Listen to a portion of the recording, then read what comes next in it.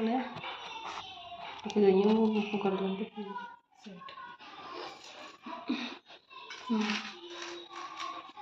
प्राचीन काल में भारत में एक राजा राज्य करता था। वह बड़ा ही प्रतापी और दानी था। वह नित्य मंदिर में दर्शन करने जाता था तथा ब्राह्मण और गुरु की सेवा किया करता था। उसके द्वार से कोई भी निराश होकर नहीं लौटता था और प्रत्येक गुरुवार को व्रत एवं पूजन करता था। वह गरीबों की सहायता करता था, परंतु यह सब बातें उसकी रानी को अच्छी नहीं लगती थी। न वह व्रत करती, न किसी को पैसा दान में देती थी तथा ऐसा राजा से भी ऐसा करने को मना किया करती थी।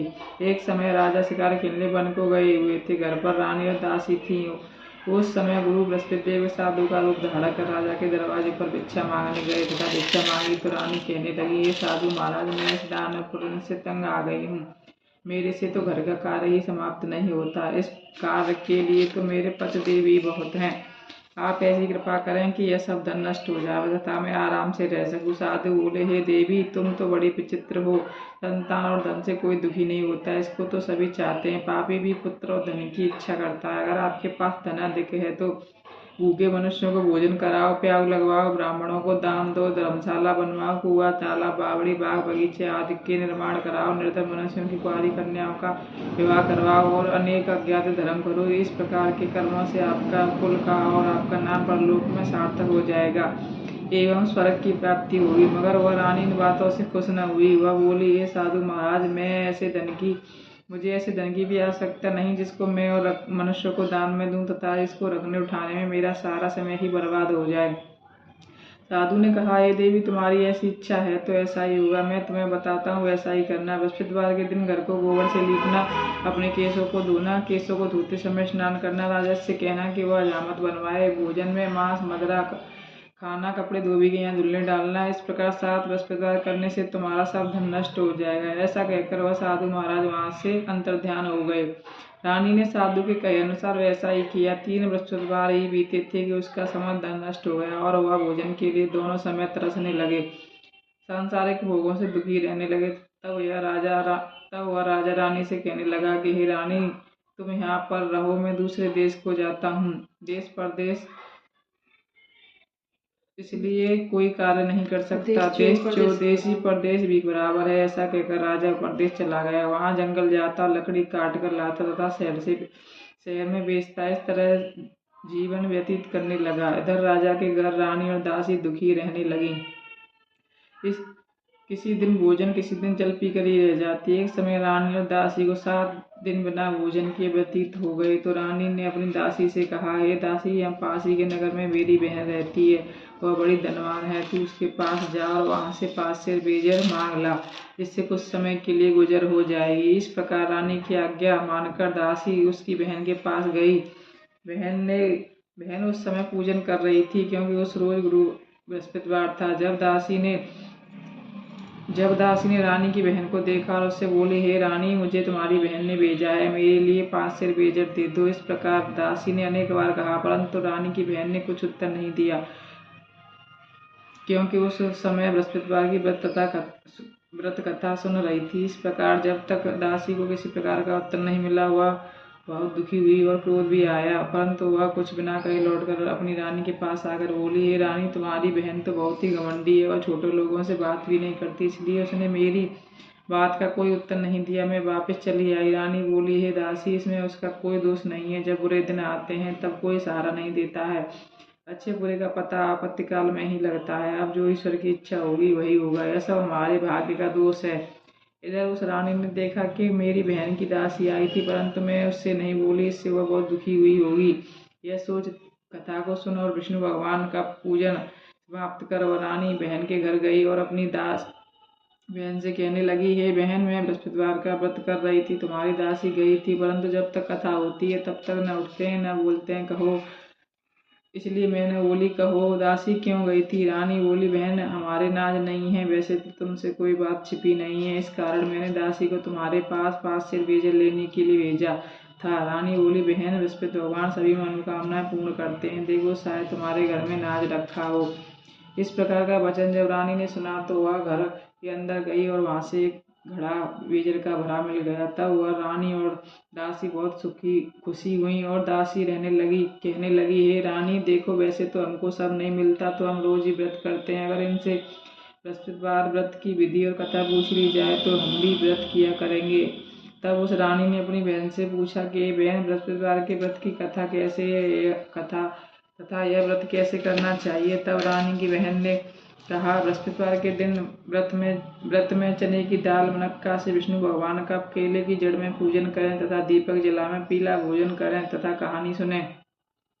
इससे बृहस्पति भगवान प्रसन्न होकर अन्न, पुत्र व धन देते हैं। इस प्रकार रानी और दासी दोनों ने निश्चय किया कि बृहस्पति भगवान का पूजन जरूर करेंगे। 7 दिन बाद जब बृहस्पतिवार आया तो उन्होंने व्रत रखा। गुड़साल में जाकर चना गुड़ बीज लाई तथा उसकी दाल से केले की जड़ का तथा विष्णु भगवान का पूजन किया।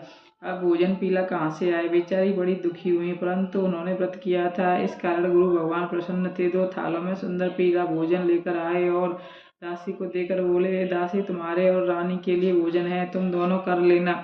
दासी भोजन पाकर बड़ी प्रसन्न हुई और रानी से कहने लगी, चलो रानी जी, भोजन कर ले। रानी को इस विषय में कुछ पता नहीं था, इसलिए वह दासी से बोली, तू ही भोजन कर, क्योंकि तू हमारी व्यर्थ में हंसी उड़ाती है। दासी ने कहा, एक महात्मा हम दोनों को 2 थाली में भोजन दे गया है, इसलिए हम और तुम दोनों साथ साथ भोजन करेंगे। इस प्रकार रानी और दासी दोनों ने गुरु भगवान को नमस्कार कर भोजन प्रारंभ किया तथा अब वह प्रत्येक गुरुवार को गुरु भगवान का व्रत और विष्णु पूजन करने लगी। बृहस्पति भगवान की कृपा से फिर रानी और दासी के पास धन हो गया। रानी फिर उसी प्रकार आलस करने लगी। तब दासी बोली, रानी, तुम पहले इस प्रकार आलस करती थी तो तुम्हें धन रखने में कष्ट होता था, इस कारण सभी धन नष्ट हो गया। अब गुरु भगवान की कृपा से धन मिला है तो तुम्हें आलस होता है। बड़ी मुसीबतों के बाद हमने यह धन पाया है, इसलिए हमें दान पुण्य करना चाहिए। भूखे मनुष्यों को भोजन कराओ, प्याग लगवाओ, ब्राह्मणों को दान दो, कुआं, तालाब, बावड़ी आदि का निर्माण कराओ, मंदिर पाठशाला बनवाकर दान दो, कुंवारी कन्या का विवाह करवाओ, धन को शुभ कार्यों में खर्च करो, जिससे तुम्हारा कुल का यश बढ़े तथा तुम्हें स्वर्ग प्राप्त हो। तब रानी ने इसी प्रकार कर्म करना प्रारंभ किया तो उनका यश फैलने लगा। एक दिन रानी और दासी विचार करने लगी, न जाने राजा किस प्रकार होंगे, उनकी कोई खबर नहीं। तब गुरु भगवान से उन्होंने प्रार्थना की। भगवान ने रात्रि में राजा को स्वप्न में कहा, हे राजा, उठ, तेरी रानी तुझको याद कर रही है, अपने देश को जाओ। राजा प्रातःकाल उठा, विचार करने लगा कि स्त्री जाति खाने और पहनने की संगिनी होती है, परंतु भगवान की आज्ञा मानकर वह अपने नगर के लिए चलने को तैयार था। इससे पूर्व जब राजा जंग प्रदेश चला गया तो प्रदेश में दुखी रहने लगा। प्रतिदिन जंगल में से लकड़ी बीनकर लाता और उसे शहर में बेचकर अपने दुखी जीवन को बड़ी कठिनता से व्यतीत करता था। एक दिन राजा दुखी होकर अपनी पुरानी बातों को याद करके रोने लगा। तब उस जंगल में से बृहस्पति देव के साधु का रूप धारण कर आ गए और राजा के पास आकर बोले, हे लकड़हारे, तुम इस सुनसान जंगल में किस चिंता में बैठे हो, मुझको बतलाओ। यह सुन राजा के नेत्रों में जल भर आया और साधु की वंदना कर बोला, हे प्रभु, आप सब कुछ जानने वाले हो। इतना कह साधु को अपनी संपूर्ण कहानी बतला दी। साधु रूपी भगवान बोले, राजा, तुम्हारी स्त्री ने बृहस्पति देव का अपमान किया था, इस कारण तुम्हारी यह दशा हुई। अब तुम किसी प्रकार की चिंता मत करो, भगवान तुम्हें पहले से अधिक धनवान करेगा। देखो, तुम्हारी स्त्री ने भी गुरुवार का व्रत प्रारंभ कर दिया है और मेरा कहना मानकर बृहस्पतिवार को व्रत करके चने की दाल गुड़ जल के लोटे में डालकर केला का पूजन करो, फिर कथा सुनो, भगवान तुम्हारी सब मनोकामनाओं को पूर्ण करेगा। साधु को प्रसन्न देखकर राजा बोले, हे प्रभु, मुझे लकड़ी बेचकर इतना पैसा नहीं मिलता जिससे भोजन करने के उपरांत कुछ बचा सकूं। मैंने रात्रि में अपनी रानी को व्याकुल देखा है, मेरे पास कुछ भी तो नहीं जिससे उसकी खबर तो मंगा सकूं, और फिर कौन सी कहानी कहूँ यह मुझको मालूम नहीं। साधु ने कहा, हे राजन, तुम किसी बात की चिंता मत करो। बृहस्पतिवार के दिन तुम रोजाना की तरह लकड़ियां लेकर शहर को जाओ, तुमको रोज से दुगना धन प्राप्त होगा, जिससे तुम भली भांति भोजन कर लोगे तथा बृहस्पति देव की पूजा का सामान भी आ जाएगा। और बृहस्पतिवार की कहानी कहना, जो निम्न प्रकार से है।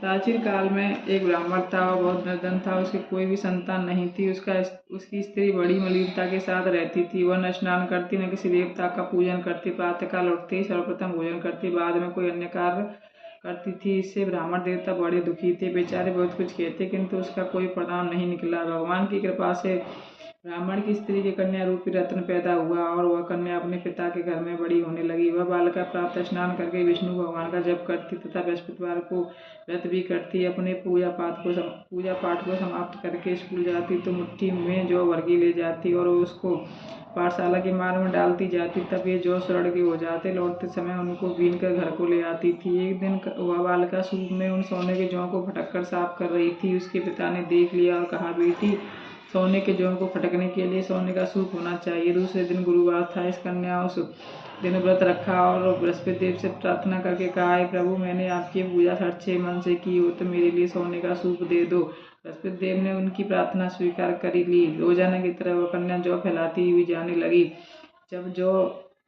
जब लौटकर जौ बीन रही थी तो बृहस्पति देव जी की कृपा से सोने का सूप मिला। उसे वह घर ले आई और उससे जौ साफ करने लगी, परंतु उसकी माँ का वही ढंग था। एक दिन की बात है कि वह कन्या सोने के सूप में जौ को साफ कर रही थी। उस समय उस शहर के राजा का पुत्र वहां से होकर निकला। इस कन्या के रूप और कार्य को देखकर मोहित हो गया तथा अपने घर आकर भोजन जल त्याग कर दासी लेट गया। राजा को जब इस बात का पता लगा तो अपने मंत्रियों के साथ उसके पास गए और बोले, हे बेटा, तुम्हें किस बात का कष्ट है? किसी ने अपमान किया है अथवा कोई और कारण हो तो कहो, मैं वही कार्य करूंगा जिससे तुम्हें प्रसन्नता हो। अपने पिता की राजकुमार ने बातें सुनी तो वह बोला, मुझे आपकी कृपा से किसी बात का दुख नहीं है। किसी ने मेरा अपमान नहीं किया है, परंतु मैं उस लड़की के साथ विवाह करना चाहता हूँ जो सोने के सूप में जौ को साफ कर रही थी। यह सुन राजा आश्चर्य में पड़ गया और बोला, हे बेटा, इस तरह की कन्या का पता तुम ही लगाओ, मैं उसके साथ तेरा विवाह अवश्य करवा दूंगा।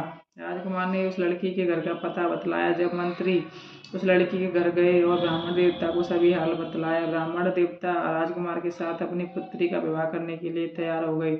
विधि विधान के अनुसार ब्राह्मण की कन्या का विवाह राजकुमार के साथ हो गया। कन्या के घर से जाते ही पहले की भांति उस ब्राह्मण देवता के घर में गरीबी का निवास हो गया। अब भोजन के लिए भी अन्न बड़ी मुश्किल से मिलता था। एक दिन दुखी होकर ब्राह्मण देवता अपनी पुत्री के पास गए। बेटी ने पिता की दुखी अवस्था को देखा और अपनी माँ का हाल पूछा। तब ब्राह्मण ने सभी हाल कहा। कन्या ने बहुत सा धन देकर अपने पिता को विदा कर दिया। इस तरह ब्राह्मण का कुछ समय सुखपूर्वक व्यतीत हुआ। कुछ दिन बाद फिर वही हाल हो गया। ब्राह्मण फिर अपनी कन्या के पास गया और सभी हाल कहा तो लड़की बोली, हे पिताजी, आप माताजी को यहाँ लिवा लाओ, मैं उन्हें विधि बता दूंगी जिससे गरीबी दूर हो जाएगी। वह ब्राह्मण देवता अपनी स्त्री को साथ लेकर पहुंचे तो पुत्री अपनी माँ को समझाने लगी, हे माँ, तुम प्रातःकाल उठकर सर्वप्रथम स्नान करके विष्णु भगवान का जप करो, पूजन करो तो सब दरिद्रता दूर हो जाएगी। परंतु उसकी माँ ने एक भी बात नहीं मानी और प्रातःकाल उठकर अपनी पुत्री के बच्चों की झूठन को खा लिया। यह देखकर उसकी पुत्री को भी बहुत गुस्सा आया और रात को कोठरी से सभी सामान निकालकर उसमें अपनी माँ को बंद कर दिया। प्रातःकाल उसमें से निकाला तथा स्नान करा के पाठ करवाया तो उसकी माँ की बुद्धि ठीक हो गई। फिर वह प्रत्येक बृहस्पतिवार को व्रत रखने लगी। इस व्रत के प्रभाव से उसकी माँ भी बहुत धनवान तथा पुत्रवती हो गई और वह बृहस्पति जी के प्रभाव से स्वर्ग को प्राप्त हुई तथा ब्राह्मण भी सुखपूर्वक इस लोक के सुख भोगकर स्वर्ग को प्राप्त हुए। इस तरह कहानी कहकर साधु देवता वहां से लोप हो गए। धीरे धीरे समय व्यतीत होने पर फिर वही बृहस्पतिवार का दिन आया। राजा ने जंगल में से लकड़ी काटकर किसी शहर में बेचने गया। उसे उस दिन से अधिक पैसा मिला। राजा ने चना, गुड़, दाल आदि लाकर बृहस्पतिवार का व्रत किया। उस दिन से उसके सभी दुख दूर हो गए। जब दोबारा बृहस्पतिवार का दिन आया तो वह व्रत करना भूल गया। इस कारण बृहस्पति भगवान नाराज हो गए। उस दिन उस नगर के राजा ने विशाल यज्ञ का आयोजन किया तथा शहर में यह घोषणा करवा दी कि कोई भी मनुष्य मेरे यहाँ अपने यहाँ भोजन न बनाए, न आग जलाए, समस्त प्रजा मेरे यहाँ भोजन करने आए। इस कथा को जो न मानेगा उसके लिए फांसी की सजा दी जाएगी। इस तरह की घोषणा संपूर्ण नगर में करवा दी गई। राजा की आज्ञा अनुसार शहर के सभी लोग भोजन करने गए, लेकिन लकड़हारा कुछ देर से पहुंचा, इसलिए राजा उसको अपने साथ घर लिवा ले गए। जब वह उसे घर पर भोजन करा रहे थे तो रानी की दृष्टि खूंटी पर पड़ी जिस पर उसका हार लटका हुआ था। वह वहां दिखाई नहीं दिया। रानी ने निश्चय किया कि मेरा हार इसी मनुष्य ने चुरा लिया है। उसी समय सैनिकों को बुलवाकर उसको जेल खाने में डलवा दिया। राजा जब जेल खाने में पड़ गया तो बहुत दुखी होकर विचार करने लगा, न जाने कौन से पूर्व जन्म के कर्म के लिए मेरे यह कर्म से यह दुख प्राप्त हुआ है। वह उसी साधु की याद करके रोने लगा जो कि जंगल में मिला था। उसी समय तत्काल बृहस्पति देव साधु के रूप में प्रकट हो गए और उसकी दशा को देखकर कहने लगे, अरे मूर्ख, तूने बृहस्पति देवता की कथा नहीं करी, इस कारण तेरे को यह दुख प्राप्त हुआ है। अब तू चिंता मत कर, बृहस्पतिवार के दिन जेल खाने के दरवाजे पर रुपए पड़े मिलेंगे, उनसे तू बृहस्पति देव की पूजा करना, तेरे सभी कष्ट दूर हो जाएंगे। बृहस्पतिवार के रोज उसे रुपए पड़े मिले। राजा ने कथा कही। उसी रात्र को बृहस्पति देव ने उस नगर के राजा को स्वप्न में कहा कि हे राजा, तुमने जिस आदमी को जेल खाने में बंद कर दिया है वह निर्दोष है, वह राजा है, उसे छोड़ देना। रानी का हार उसकी खूंटी पर लटका हुआ है। अगर तू ऐसा नहीं करेगा तो मैं तेरे राज्य को नष्ट कर दूंगा। इस तरह के रात्र स्वप्न को देख राजा प्रातःकाल उठा और खूंटी पर हाथ देखकर लगड़ारी को बुलाकर क्षमा मांगी तथा राजा के योग्य सुंदर वस्त्र व आभूषण देकर विदा किया। साधु की आज्ञा अनुसार राजा अपने नगर को चल दिया। राजा जब नगर के निकट पहुंचा तो उसे बड़ा आश्चर्य हुआ। नगर में पहले से अधिक बाग, तालाब और कुएं तथा बहुत सी धर्मशालाएं, मंदिर आदि बन गई हैं। राजा ने पूछा कि यह सब किसका बाग और धर्मशाला है। तब नगर के सब लोग कहने लगे कि यह सब रानी के हैं। राजा को आश्चर्य हुआ, गुस्सा भी आया। जब रानी ने यह खबर सुनी कि राजा आ रहे हैं तो उन्होंने दासी से कहा कि ये दासी, देख राजा हमको कितनी बुरी हालत में छोड़ गए थे, वह हमारी ऐसी हालत देखकर लौट न जाए, इसलिए तू दरवाजे पर खड़ी हो जा। रानी की आज्ञा अनुसार दासी दरवाजे पर खड़ी हो गई। राजा आए तो उन्हें अपने साथ लाई। तब राजा ने क्रोध करके तलवार निकाली और पूछा, यह बताओ कि यह सब धन तुम्हें कैसे मिला।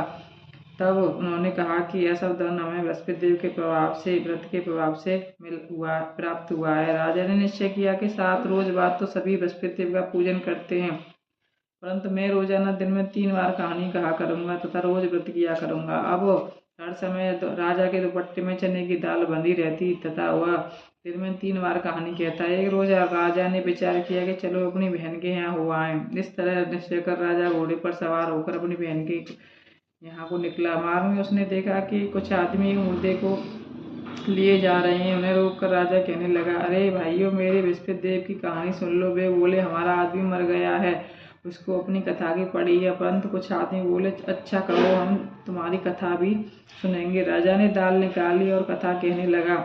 जब कथा आदि हुई कि मुर्दा हिलने लगा और जब कथा समाप्त हुई तो राम राम करके खड़ा हो गया। आगे मार्ग में उसे एक किसान खेत में हल चलाता मिला। राजा ने उसे देखा और उससे बोला, अरे भैया, मेरी बृहस्पतिवार की कहानी सुन लो। किसान बोला, जब तक तेरी कथा सुनूंगा 4 हरैया जोत लूंगा। अपनी कथा किसी और को सुनाना। इस तरह राजा के आगे चलने लगा। राजा के हटते ही बैल पछाड़ खाकर गिर गए और उसके किसान के पेट में बहुत जोर से दर्द होने लगा। उस समय उसकी माँ रोटी लेकर आई। उसने जब यह देखा तो अपनी पुत्र से सब हाल पूछा। तब बेटे ने सभी हाल कह दिया तो बुढ़िया दौड़ी दौड़ी उस घुड़सवार राजा के पास गई और उससे बोली, मैं तेरी कथा सुनूंगी, तू अपनी कथा मेरे खेत पर ही चल कर कहना। राजा ने बुढ़िया के खेत पर जाकर कथा कही। इसके सुनते ही वह बैल खड़े हो गए तथा किसान के पेट का दर्द बंद हो गया। राजा अपनी बहन के घर पहुंचा। बहन ने भाई की खूब मेहमानी की। दूसरे रोज प्रातःकाल राजा जागा तो देखने लगा कि सब लोग भोजन कर रहे हैं। राजा ने अपनी बहन से कहा कि ऐसा कोई मनुष्य है जिसने भोजन नहीं किया हो, वह बृहस्पतिवार की कथा सुन ले। बहन बोली, हे भैया, यह देश ऐसा ही है, पहले लोग यहाँ भोजन करते हैं, बाद में अन्य कार्य करते हैं। अगर कोई पड़ोस में हो तो देखा हूँ। ऐसा कहकर चली गई, परंतु उसे कोई व्यक्ति नहीं मिला जिसने भोजन नहीं किया हो। अतः वह कुम्हार के घर गई। इसका लड़का बीमार था। उसे मालूम हुआ कि उनके यहाँ 3 रोज से किसी ने भोजन नहीं किया है। रानी ने अपने भाई की कथा सुनने के लिए कुम्हार से कहा। वह तैयार हो गया। राजा ने उसके यहाँ जाकर बृहस्पतिवार की कथा कही, जिसका सुनकर उसका लड़का ठीक हो गया। अब तो राजा की प्रशंसा होने लगी। एक रोज राजा ने अपनी बहन से कहा कि हे बहन, हम अपने घर को जाएंगे, तुम भी तैयार हो जाओ। राजा की बहन ने अपनी सास से पूछा तो सास बोली, हाँ चली जा, परंतु अपने लड़के को मत ले जाना, क्योंकि तेरे भाई की औलाद नहीं होती है। बहन ने अपने भैया से कहा, हे भैया, मैं तो चलूंगी, परंतु कोई बालक नहीं चलेगा। राजा बोला, जब कोई बालक नहीं चलेगा तब तुम ही चल कर क्या करोगी। बड़े दुखी मन से राजा अपने नगर के निकट लौट आया। राजा ने अपनी रानी से कहा, हम निर्वंशी राजा हैं, हमारा मुंह देखने का धर्म नहीं है, और इस दासी के कारण उसने कुछ भोजन भी नहीं किया। रानी बोली, हे स्वामी, बृहस्पति देव हमें औलाद अवश्य देंगे। उसी रात को बृहस्पति देव ने राजा के स्वप्न में कहा, हे राजा उठ, सोच त्याग कर, तेरी रानी गर्भ से है। 9वें महीने में उसे गर्भ से सुंदर पुत्र पैदा होगा। तब राजा बोला, हे रानी, स्त्री बिना भोजन के रह सकती है, बात कहे बिना नहीं रह सकती। मेरी बहन आए तब मुझसे कुछ मत कहना। जब राजा की बहन ने यह सुसमाचार सुना तो खुश हुई तथा बधाई लेकर अपने भैया के यहाँ आई। तभी रानी ने कहा, घोड़ा चढ़कर तो नहीं आई, गधा चढ़ी आई। राजा की बहन बोली, भाभी, मैं इस प्रकार न कहती तो तुम्हें संतान कैसे मिलती। बृहस्पति देव ऐसे ही हैं, जैसी जिसके मन में कामना है वैसी सभी को पूर्ण करते हैं। जो सद्भावना पूर्वक कथा पढ़ता है एवं सुनता है और दूसरों को सुनाता है, बृहस्पति देव उसकी सभी मनोकामनाएं पूर्ण करते हैं तथा उनकी सदैव रक्षा करते हैं। संसार में जो मनुष्य सद्भावना से गुरु भगवान का पूजन व्रत सच्चे हृदय से करते हैं तो उनकी सभी मनोकामनाएं पूर्ण होती हैं। जैसे सच्ची भावना से राजा और रानी ने उनकी कथा का गुणगान किया तो उनकी सभी इच्छाएं बृहस्पति देव जी ने पूर्ण की। इसलिए सबको कथा सुनने के बाद प्रसाद लेकर जाना चाहिए। हृदय से उनका मनन करते हुए जयकारा बोलना चाहिए। बोलो बृहस्पति देव भगवान की जय, बोलो विष्णु भगवान की जय।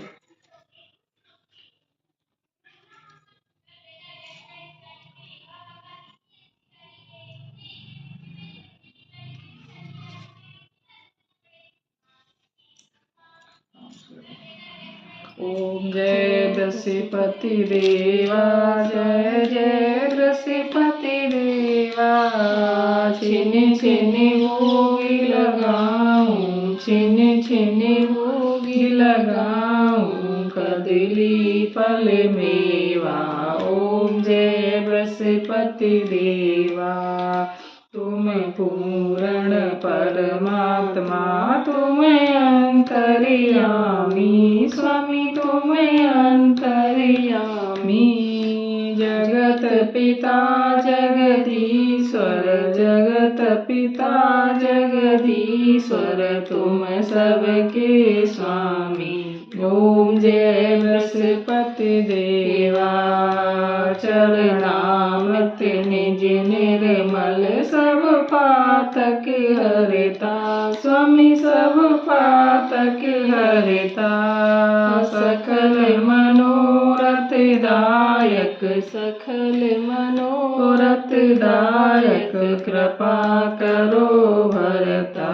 ओम जय बृहस्पति देवा। तन मन धन अर्पण करे, जो जन शरण पड़े, स्वामी जो जन शरण पड़े। प्रभु प्रकट तब हो कर, प्रभु प्रकट तब हो कर, आकर द्वार खड़े। ओम जय बृहस्पति देवा। दीन दयाल दयानिधि, भक्तन हितकारी, स्वामी भक्तन हितकारी। पाप दोष सब हरता, पाप दोष सब हरता, भव बंधन हारी। ओम जय बृहस्पति देवा। जो कोई आरती तेरी प्रेम सहित गावे, स्वामी प्रेम सहित गावे। जेठानंद आनंद करे, जेठानंद आनंद करे, जो निश्चय पावे। ओम जय जगदीश हरे, सकल मनोरथ दायक, सब संशय तारो, स्वामी सब संशय तारो। विषय विकार मिटाओ, विषय विकार मिटाओ, संतन सुखकारी। ओम जय बृहस्पति देवा। सब बोलो विष्णु भगवान की जय, बोलो गुरुदेव भगवान की जय।